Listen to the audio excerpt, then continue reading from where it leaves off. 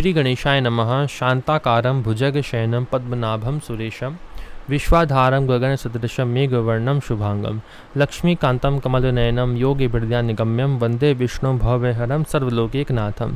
प्रह्लाद नारद पराशर पुंडरीक व्यासां शुक शौनक भीष्मदालभ्यान् रुक्मांगदार्जुन वसिष्ठ विभीषण आदीन पुण्यानिमान परम भागवतान स्मरामि।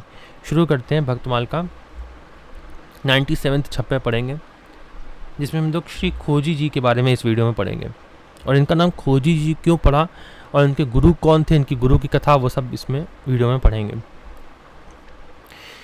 करुणा छाया भक्ति फल ये कलयुग पादप रचे, जति राम रावली श्याम खोजी संत सीहा। दलहा पदम मनोरथ राका द्योगु जप जीहा। जाड़ा चाचा गुरु सवाई चांदा नापा। पुरुषोत्तम सो साच चतुर कीता मन को जी मेट्यो आपा। मति सुंदर धी धांग श्रम संसार नाच नाहिन नचे। करुणा छाया भक्ति फल ये कलयुग पादप रचे। श्री भगवान ने इन भक्तों को वृक्ष रूप रचा। इन संत रूपी वृक्षों में इनकी करुणा ही छाया है और इनकी भक्ति ही फल है। इनके नाम हैं श्री यतिराम जी, श्री राम रावल जी, श्री श्याम जी, श्री खोजी जी, संत श्री सीहा जी, श्री दलहा जी, श्री पदम जी, श्री मनोरथ जी, श्री राका बाका जी, श्री द्योगु जी जो जीवा से निरंतर भगवान नाम जप किया करते थे, श्री जाड़ा जी, श्री चाचा गुरु जी, श्री सवाई जी, श्री चांदा जी, श्री नापा जी, भगवान पुरुषोत्तम से सच्चे श्री पुरुषोत्तम जी, श्री चतुर जी, श्री कीता जी, जिन्होंने अपने मन को अहम सर्वथा मिटा डाला था। इन सभी जिन्होंने अपने मन का अहम सर्वथा मिटा डाला था। इन सभी भक्तों की बुद्धि बड़ी सुंदर थी। ये संसार रूपी रंग मंच पर श्रम रूपी धृण ध्राण आदि मृदंग के ताल पर नहीं नचे, संसार रूपी माया में नहीं नचे। ये शुरू करते हैं श्री खोजी जी के बारे में। श्री खोजी जू के गुरु हरि भावना प्रवीण महा। देह अंत समय बांधी घंटा सो प्रमाणीय। श्री खोजी जी के श्री गुरु श्री भगवत चिंतन में परम प्रवीण थे। भगवत चिंतन में परम प्रवीण थे, भगवान के ध्यान में रहते थे हमेशा। उन्होंने अपने शरीर का अंतिम समय जानकर अपनी मुक्ति के प्रमाण के लिए 1 घंटा बांध दिया और सभी शिष्य सेवकों से कह दिया कि हम जब श्री प्रभु की प्राप्ति कर लेंगे तो यह घंटा अपने आप बज उठेगा, यही मेरी मुक्ति का प्रमाण जानना। उन्होंने कहा कि जब मेरी भगवत प्राप्ति हो जाएगी ना, तब ये घंटा अपने आप बज उठेगा। लिखा है प्रभु की प्राप्ति कर लेंगे जब। तो इसमें ऐसा क्यों लिखा है कि भगवत प्राप्ति कर लेंगे तब होगा? क्या उनकी भगवत प्राप्ति पहले से नहीं हुई थी? और क्या भगवत प्राप्ति मरने के बाद होती है? भगवत प्राप्ति मरने के बाद नहीं होती, भगवत प्राप्ति पहले से ही हो जाती है। उन्होंने बस ये कहा था कि मैं जब भगवान से मिल लूँगा ना, मृत्यु के पश्चात जब शरीर छोड़ूंगा और भगवान से मिल लूँगा तब ये घंटा बजेगा। भगवत प्राप्ति के लिए नहीं कहा है, ठीक है। ये जो यहाँ लिखा है ना, प्रभु की प्राप्ति कर लेंगे, इसका अर्थ आप ये समझिए कि ये अर्थ है कि जब भगवान से लोक में परम धाम में मिल लूँगा तब ये घंटा बजेगा, ठीक है। पावे प्रभु जब तब बाजी उठे, जानो यही पाए पेना। बाजू बड़ी चिंता मन आनी है। परंतु आश्चर्य ये हुआ कि उन्होंने शरीर का त्याग तो कर दिया परंतु घंटा नहीं बजा।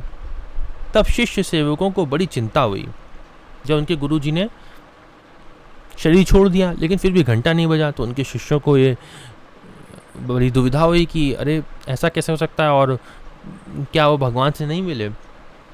उनको ऐसी चिंता हुई। तन त्याग बेर नहीं होते फेरी, पाछे आए वाही ठौर पौड़ी देखियो अब पक्यो मानी है। श्री गुरुदेव जी के शरीर त्याग के समय श्री खोजी जी स्थान पर नहीं थे, ये बाद में आए।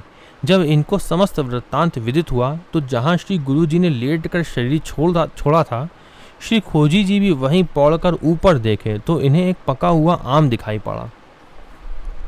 हुआ क्या, जब इनके गुरुजी ने प्राण छोड़े तब खोजी जी उस समय वहाँ पे नहीं थे। तो बाद में आए, जब उन्होंने देखा कि अरे मेरे खोज जो गुरुजी हैं वह लेटे हुए हैं।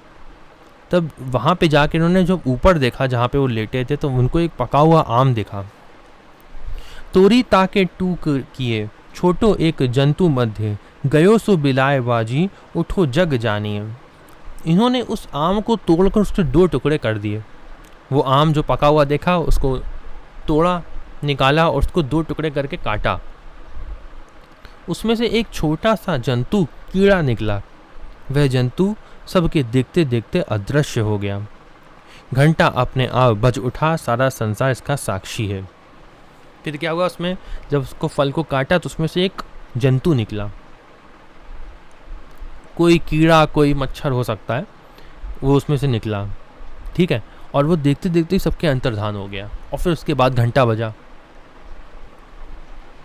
इसका अर्थ क्या हुआ? आगे तो उसमें दिया हुआ है, वैसे यहाँ पे भी दिया है, लेकिन मैं थोड़ा सा अभी बता देता हूँ अभी समझने के लिए। फिर से दोबारा पढ़ लेंगे तब फिर भी समझ लेंगे। तो जो जंतु था, आप गेस कर सकते हैं कि वो कौन होगा। जो जंतु आम के अंदर से निकला वो स्वयं भगवान थे। जब इन्होंने मृत्यु के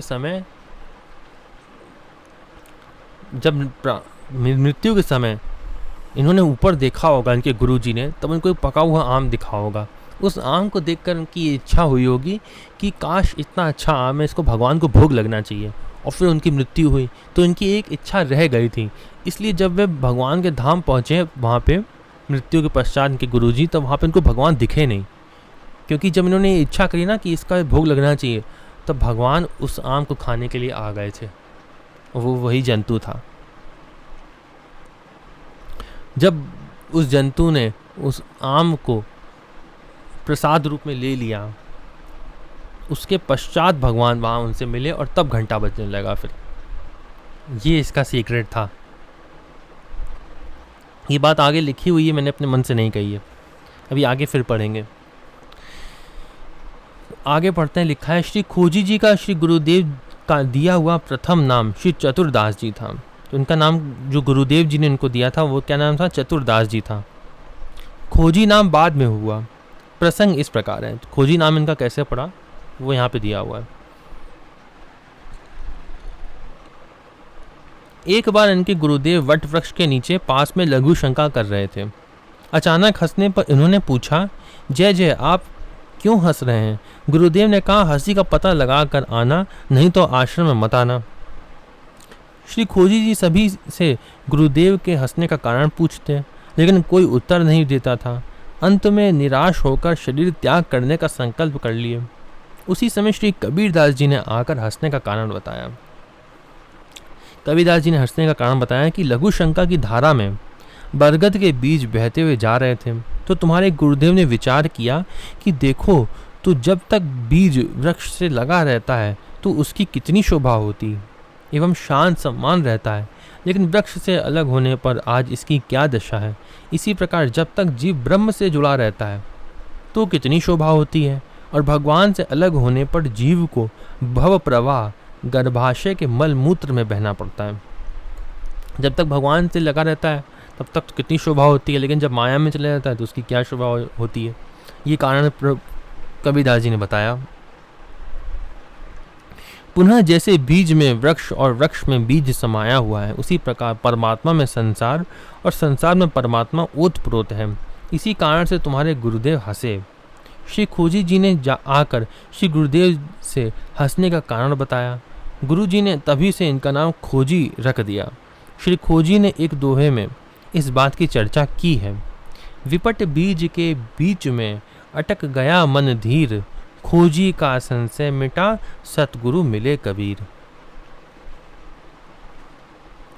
आगे पढ़ते हैं। शिष्य की तो योग्यताई, नीके मन आई अजू, गुरु की प्रबल ऐपे नीकु घट क्यों भई। श्री भक्तमाल जी के टीकाकार श्री प्रियादास जी कहते हैं कि उपयुक्त प्रसंग से शिष्य श्री खोजी जी की योग्यता तो मन में अच्छी तरह समझ में आ गई, परंतु श्री गुरुदेव जी महान भक्त थे, फिर उनकी किंचित न्यूनता क्यों हुई, तो इसका समाधान सुनिए।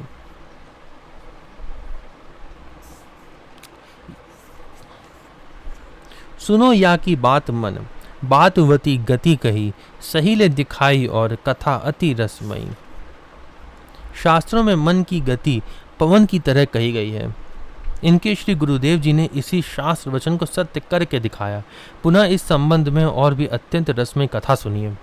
जो एक कारण हुआ था, जो आम वाली कथा है, उसकी गुप्त बात बता रहे हैं प्रियादास जी कि ऐसा क्यों हुआ कि उनके गुरुदेव जी को क्या पता नहीं था कि मृत्यु के समय कोई इच्छा नहीं करनी चाहिए, लेकिन फिर उन्होंने ऐसा क्यों करके दिखाया। उन्होंने बात सत्य करके दिखाई मन की चीज़ को, कि बिना इच्छा के जाओगे तभी भगवान मिलेंगे। वैसे उनकी भगवत इच्छा ही थी कि प्रसाद रूप में भगवान ग्रहण करें, फिर भी ये तो प्रभु पाए चूके, प्रथम प्रसिद्ध पाछे, आछो फल देखी हरि जोग उपजी नहीं। श्री खोजी जी के गुरुदेव तो प्रथम ही प्रभु को प्राप्त कर चुके थे। ये लिखा है भगवत प्राप्ति तो पहले ही हो चुकी थी, ये सर्व प्रसिद्ध है। परंतु बाद में शरीर त्याग के समय अच्छा पका हुआ फल देखकर भगवान के भोग योग्य विचार कर उनके मन में ये नवीन अभिलाषा उत्पन्न हुई कि इसका तो भगवान को भोग लगना चाहिए। जब वो लेटे हुए थे उन्होंने ऊपर फल देखा और सोचा कि इसको तो भगवान का भोग लगना चाहिए। इच्छा सो सफल श्याम भक्त वश करी वही, रही पूर्व पक्ष सब बिथा उर की गई। भक्त की उस इच्छा को भक्त वश भगवान ने सफल किया। इस प्रकार पूर्व गुरु पक्ष की भी श्रेष्ठता सिद्ध हुई। इससे सबके हृदय की व्यथा दूर हो गई।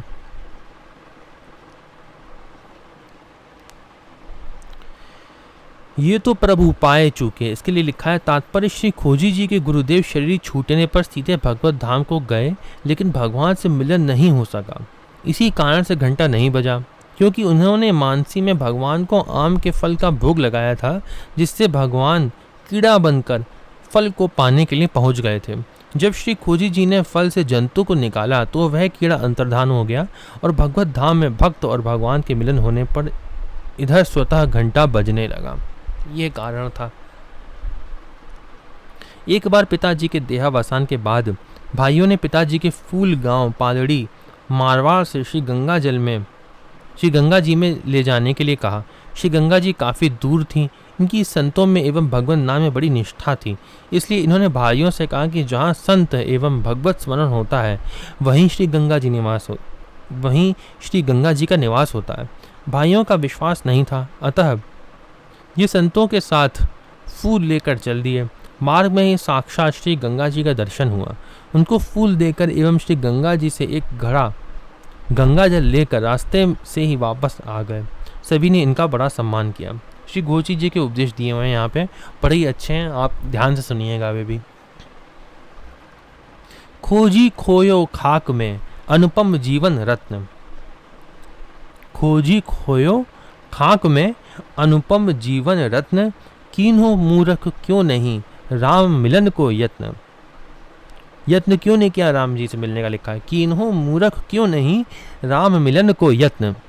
खोजी खोजत जग मुआ लगा ना कुछ भी हाथ, तजी के जग जंजाल को भजू सीता रघुनाथ। तजी के का अर्थ होता है कि जगत के जंजाल को त्यागो, तजी के जग जंजाल को भजू सीता रघुनाथ। खोजी खटपट छोड़ी के प्रभु पद में मन जोड़, काम ना देगी अंत में पूंजी लाख करोड़। खोजी कहे पुकारी के ऊंचो वैष्णव धर्म, पटितर याके होय किमी यज्ञादिक सत्कर्म। बानो श्री रघुनाथ को खोजी धार्यो अंग, तब कैसे नीको लगे हरि विमुखन को संग। खोजी ताल बजाए के सुमिरो श्री रघुवीर, जिनकी कृपा कटाक्ष ते छूटी जात भवभीर। फल टूटो जल में गिरियो खोजी मिटी ना प्यास, गुरु तजी के गोविंद भजे नीचे नरक निवास। ये वीडियो यहीं पर समाप्त होती है। हम लोग अगली वीडियो में श्री रांका बांका जी के बारे में पढ़ेंगे। ओम नमो भगवते वासुदेवाय।